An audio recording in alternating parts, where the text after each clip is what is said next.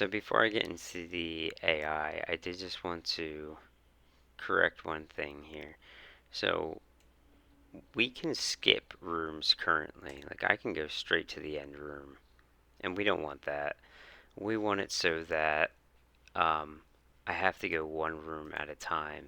And a good way to do that is to set up a room trigger um, on either side of each room. So this middle room would have a trigger to the left and to the right in the next rooms. So when I get to this room, this one is marked unlocked. And when I get to this room, this one gets marked as unlocked. So we're going to have to set up a bool statement that says like this is or is not locked. And we'll set up a trigger around each room where if the player crosses that trigger or enters that trigger rather, it will mark through the next room as unlocked. So let's create a script, and we'll call this room lock manager. And we're going to try to keep it very simple.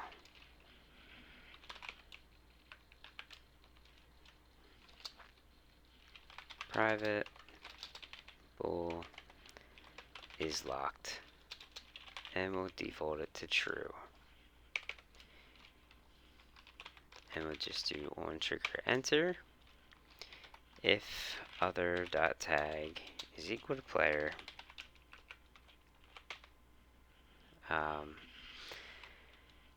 Then is locked becomes false.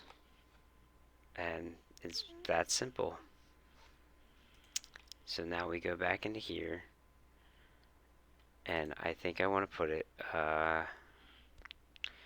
we could make a new object within the room. I think would be perfectly fine. And we'll put lock detector as the name. Looks like we're already zeroed out, and just like the trigger fader we did, we'll just do a box collider, make sure it is trigger. I'm going to zoom in here. Now I want it to be like the same Z that the player's on just about, because he's going to be our trigger.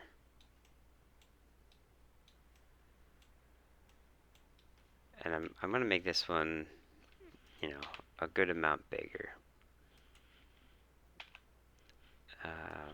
Because I want it to be roughly the size of the room. I think 5 is good there.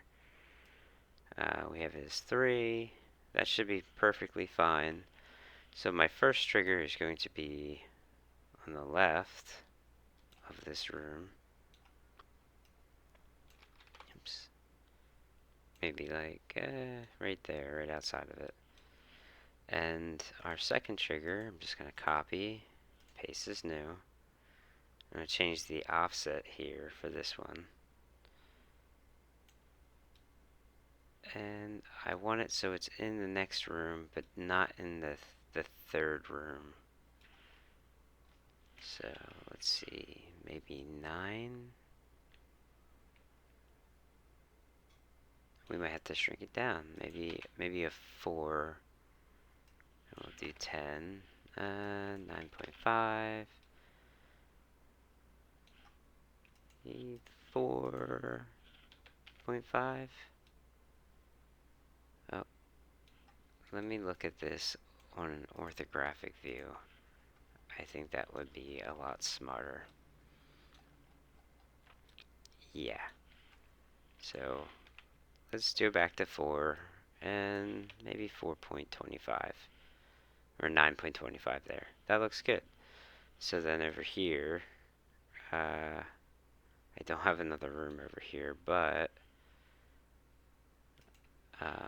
let's do 4, and we'll just try to match that up because I really should have this in the middle of the room here and do it, but that's not zeroed out, so we're just gonna have to make sure it fits.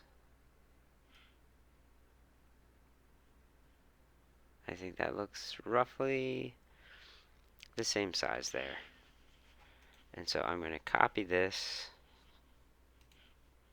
and we're going to put that in the prefab for room 2. Paste. And then we are going to move this one probably right there. And it's in that room, it's in that room, and it's not over to the 3rd. Cool.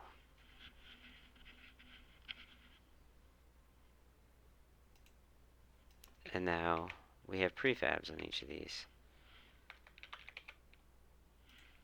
So we also want to add our script in.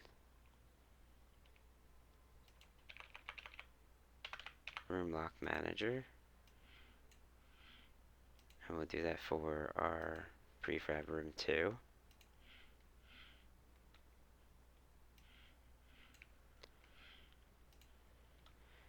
And then, not inside the prefab, our first room is going to be unlocked, and our second room is going to be unlocked.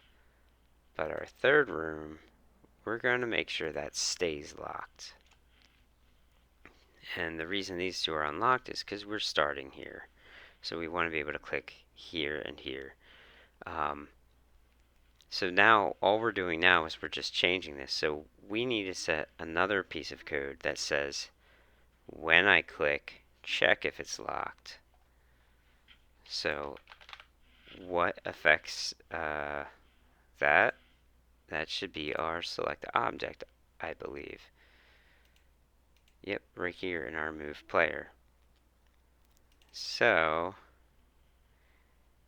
let's see, click object, get mouse, raycast is moving becomes true. If we're moving, we move to that spot.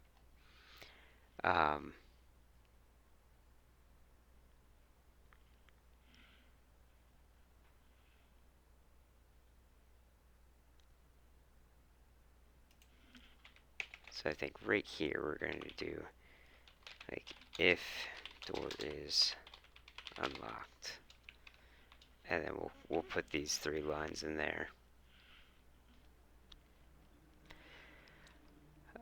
So we're going to have to make another reference. And let me see if this would be how we should do that.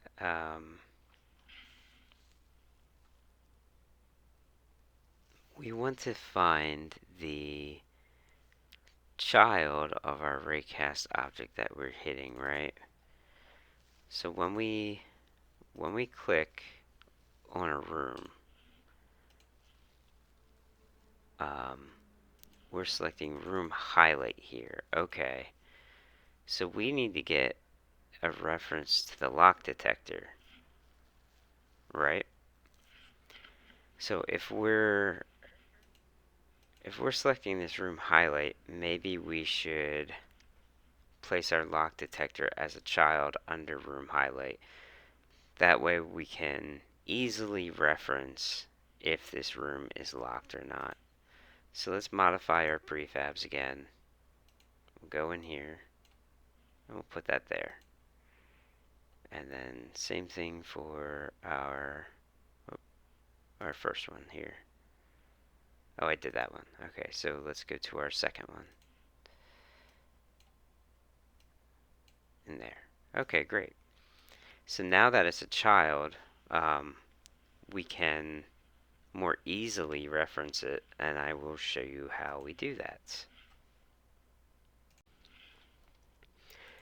Okay, so now that our room lock manager is a child, we can create a reference So it looks like we have some room stuff here, so I'll put it right here. And I'll put private room lock manager. I'll call it room locked. And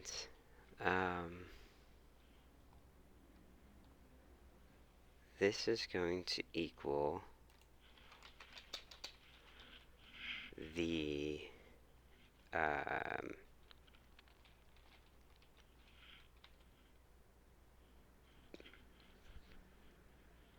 raycast object hit that get component.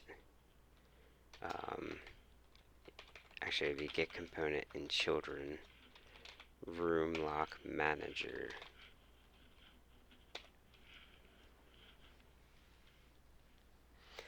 And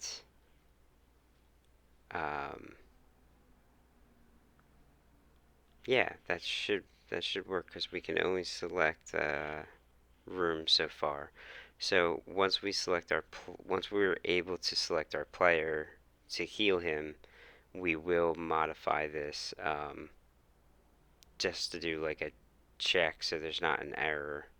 We'll probably change to like try to get component, but for now this should work. And then we will say the reason we're putting this here instead of in the start is because every time we click on a different room, this needs to get updated to be the proper reference. So we need to select the specific room locked room that is locked in order to unlock it. So then right here we'll say if room lock dot and let's make this public so we don't need that to be serialized. So if room lock dot is locked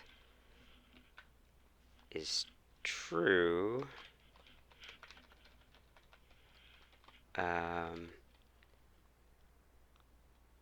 then no, we want that to be false. If the room is unlocked, then we want to be able to move there. And that's what this does. We set our fader animation, we have the highlight, and then we enable the moving, and then once that's enabled, our player begins to move, and then he has his animation and scale flip that we've set up. So that all looks good. So let's test it and see if it actually works.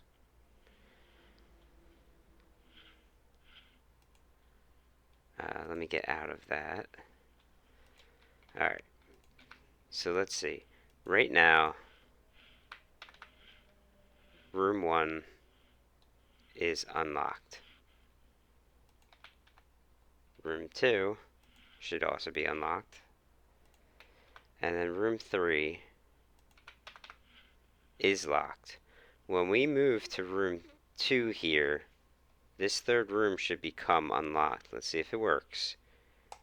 Right now, okay, I'm clicking on the third room, and I can't go there. That's exactly what we want. I can't just, warp to the end. So now let's go here, and look, we're now unlocked, and now we can click on the third room. So that's exactly how we want it to work. That looks awesome.